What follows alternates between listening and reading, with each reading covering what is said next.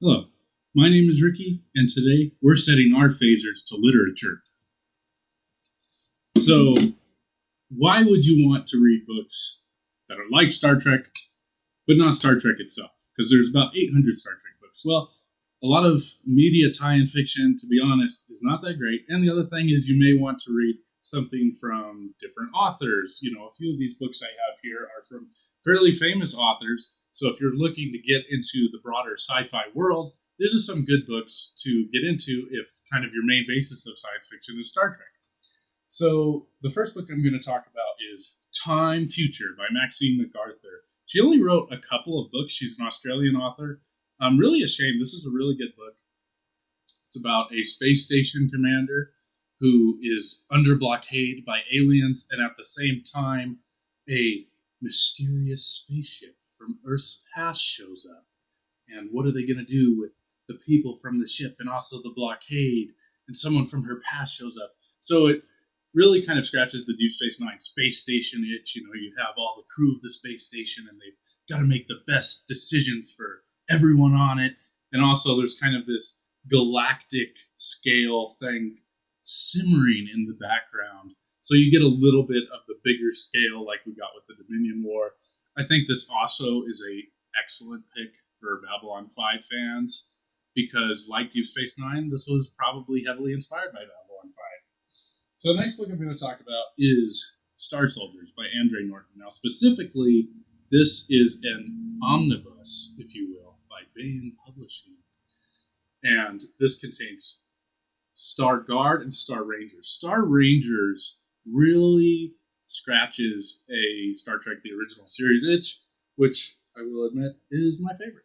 So why does it do that? Well, this is a story about the Star Rangers, who are kind of like the Federation. They're explorers, and so they crash land on this planet, and they find another group of people from the same civilization that have kind of taken over this old abandoned alien city. And there's also a big subplot about in this society, which is a little bit Foundation inspired. It's kind of like succumbing to decadence and collapsing, but there are aliens and the humans are racist to the aliens. So you get kind of that classic Star Trek, social commentary through the aliens, but also just in terms of plot. This one's a lot like the episode The Omega Glory. It's about these kind of Federation-esque explorers landing on a planet and finding other people that have kind of abused their power and they're evil and, the conflict there. So I think this is a good one if you're looking for a little bit more of that classic sci-fi adventure, a little campy, but also that social commentary, a little bit of room for thought. So next, this may be a surprise for some, but this is Orson Scott Card's Speaker of the Dead, or Speaker for the Dead. And so this is the sequel to Ender's Game, which you may have heard of. So this book is basically about Ender from Ender's Game. And I don't really want to spoil anything that happens in Ender's Game because that's a classic sci-fi book. But basically this catches up with him years later. He's about middle-aged. And he's basically has this whole philosophy that he's founded about being the speaker for the dead, where you basically go through every aspect of a person's life.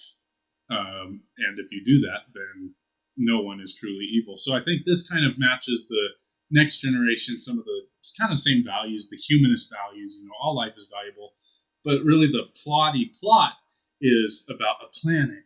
And there's all these colonists, and there's a new alien species, but some things have happened in the past where they're wary of the species. And Ender has to come in and figure out the secret that they have.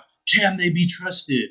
And also there's kind of some family drama. This would be like if you took the basic plot of this episode and made it about Picard or Riker going down to a planet, becoming involved in a family, having a little bit of a romance, and having to find out the secret of some aliens there. I think this really kind of fits the tone, like I said, some of the values. I think you probably should read Ender's Game before this. Ender's Game probably is a little bit better, but I think this really scratches kind of a Star Trek itch. I think a lot of people don't like this book after they read Ender's Game because Ender's Game is not like Star Trek. And so this one is a little bit more of that slow moving. But I think it's really interesting. I think it kind of scratches that next generation, humanist exploring aliens and how we interact with them and things. It's just a great sci-fi book. So next we have Gordon R. Dixon's Mission to Universe. So he's a classic sci-fi writer.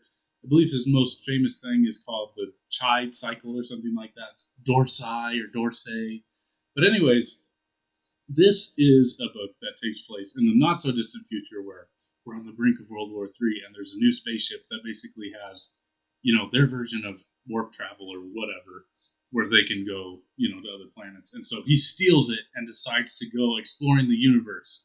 But I think this is an interesting book for Star Trek fans because it's a little bit kind of darker take in that, they do explore strange new worlds, but it's a little bit more like scary. It's not so much like, wow, how amazing. It's a little bit more like, what could be out there? Can we trust them? I think this also scratches some original series itches because, for one thing, it was written in sort of a similar period, but also there's some kind of food for thought in here about like, what is the thing that makes prey and predators different, and what is the perfect combination between the two?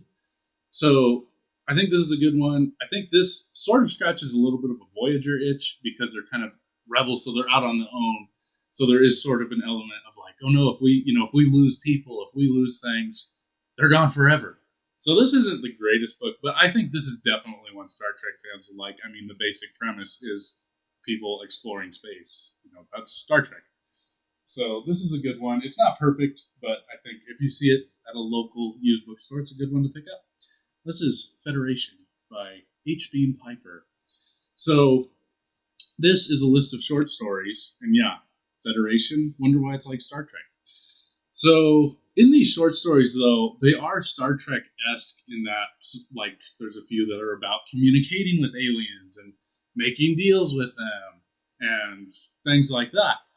And there's another one that's really kind of original series-y where they're stuck on a planet and there are bad guys and they have to teach the people on the planet how to make, more advanced technology. But I think the thing about this is a good book to read kind of the idea of like, what if Star Trek didn't have the Prime Directive?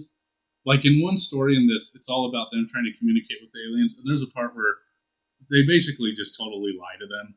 And so I think it's an interesting exploration of like, yeah, what if it was like Star Trek where they mostly had good intentions, but also sort of wanted to make money and could just interfere and kind of do whatever they wanted. I think this is a good choice for that. And it's a good series of short stories. Especially the first one, I believe it's called Omnilingual. It's a fairly famous one. I hadn't heard of it before I read it, but I can think of even a specific Stargate SG-1 episode that basically takes that book's twist as kind of the twist of that episode.